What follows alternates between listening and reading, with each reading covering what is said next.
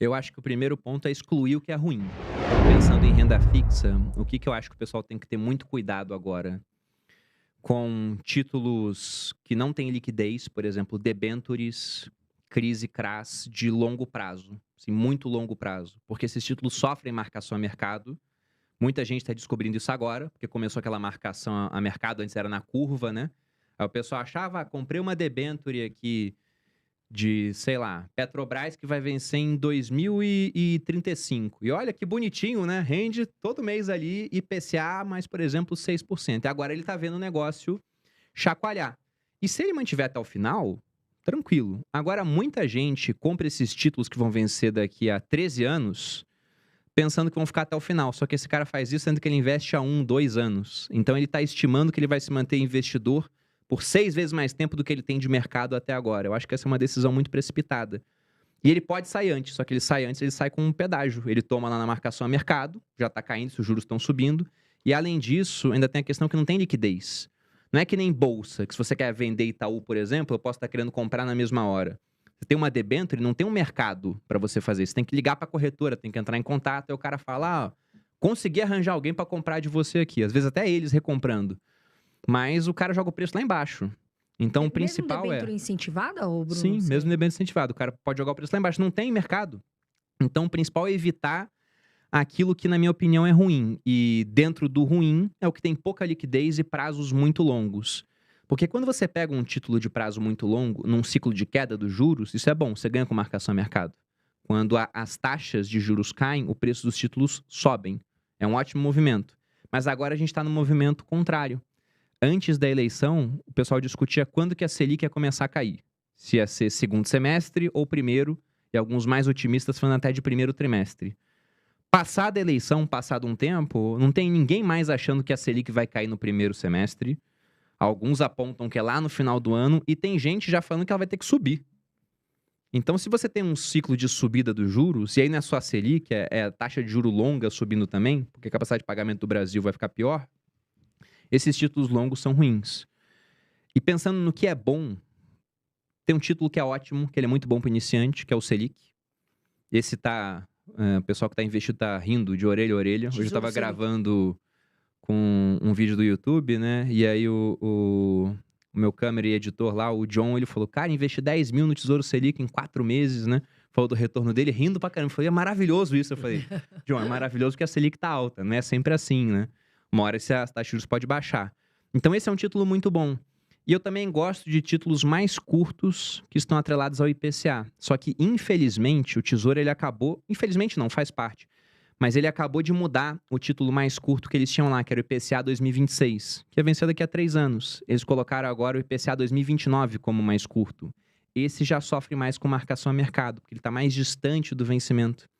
Isso de marcação a mercado eu sei que é mais complicado, eu vou tentar resumir aqui, pessoal. Pegando um pré-fixado. Um título do Tesouro pré-fixado, ele sempre vai valer R$ 1.000 no vencimento. Foi assim que o Tesouro montou o título. Você compra hoje por um determinado valor, por exemplo, R$ 500, que submetido a uma taxa de juros de 13% ao ano, que é mais ou menos o que está agora, 12 alguma coisa, vão dar R$ 1.000 no vencimento. Se essa taxa aqui ela cai, o preço do título tem que subir. Porque se continuar sendo R$ 500 com uma taxa de 10, não vai dar 1.000.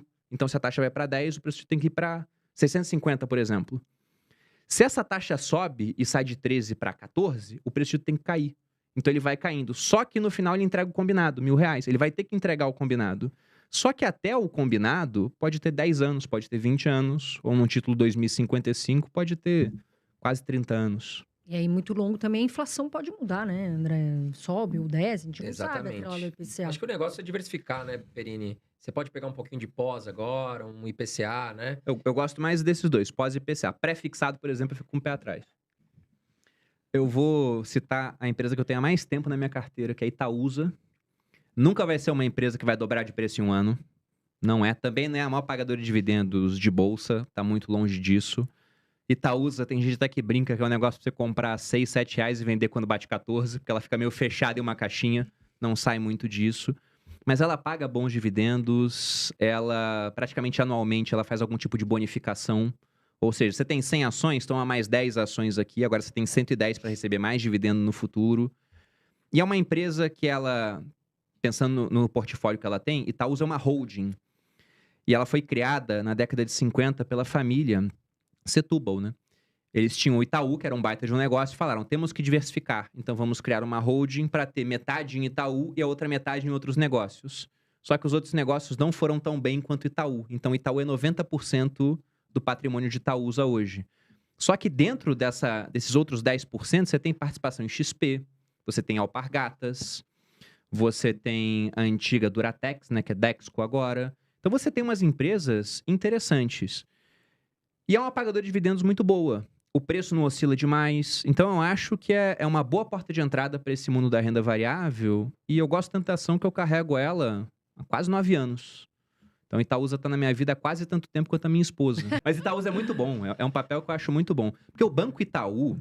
Aí sempre tem aquela dúvida, né? Compro Itaú ou compro Itaúsa? E o Banco Itaú é um ótimo negócio. E eles alocam muito bem o capital.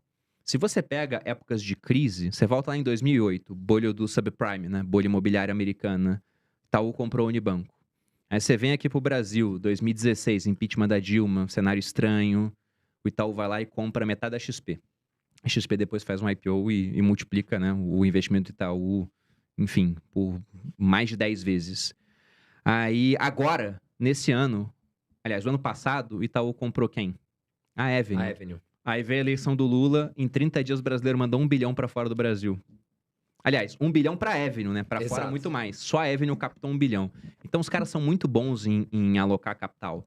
Só que eu gosto dessa pontinha que está alocada em outros negócios que eu acho que devem crescer mais do que o Itaú.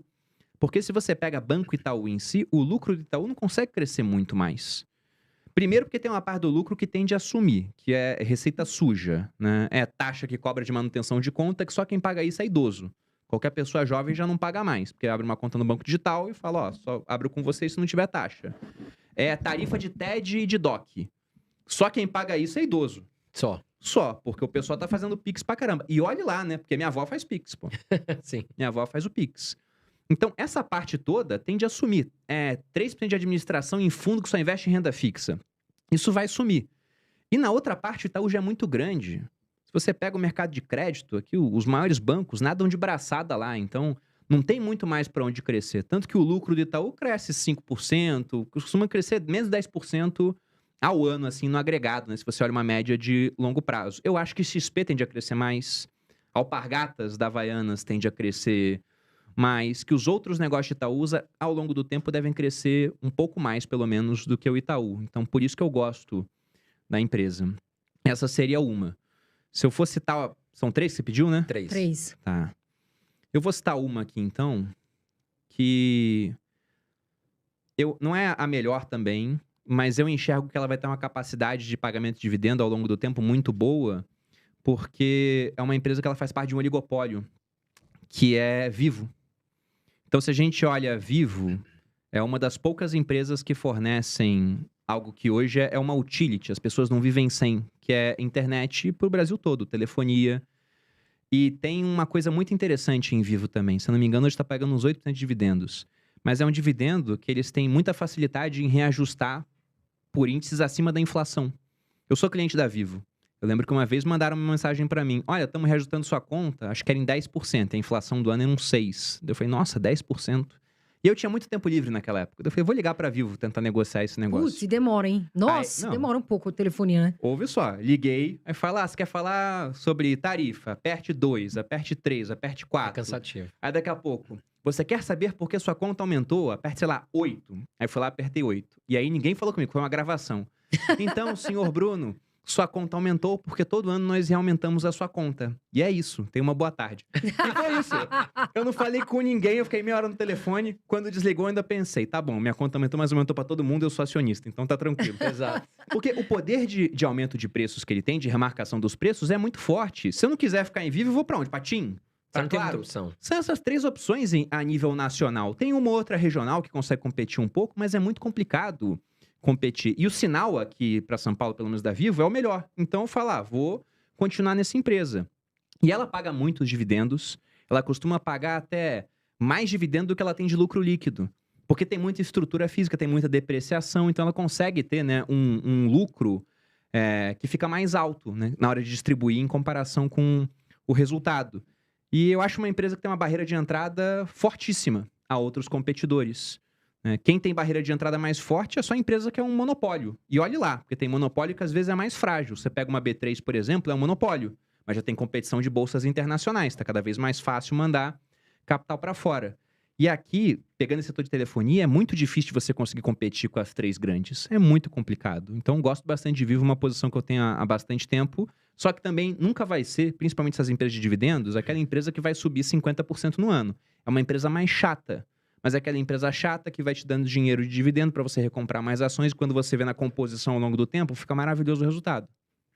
E a terceira? Ó o Bruno querendo fugir aqui, A não. terceira, eu vou colocar um monopólio, que é, eu já citei aqui, Sanepar.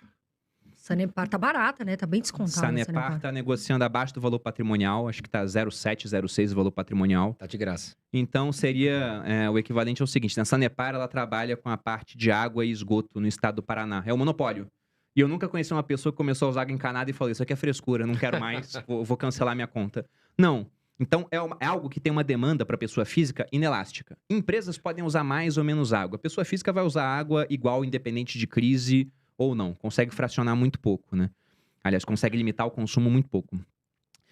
Então, é uma empresa que ela tem uma demanda, que ela vai existir sempre.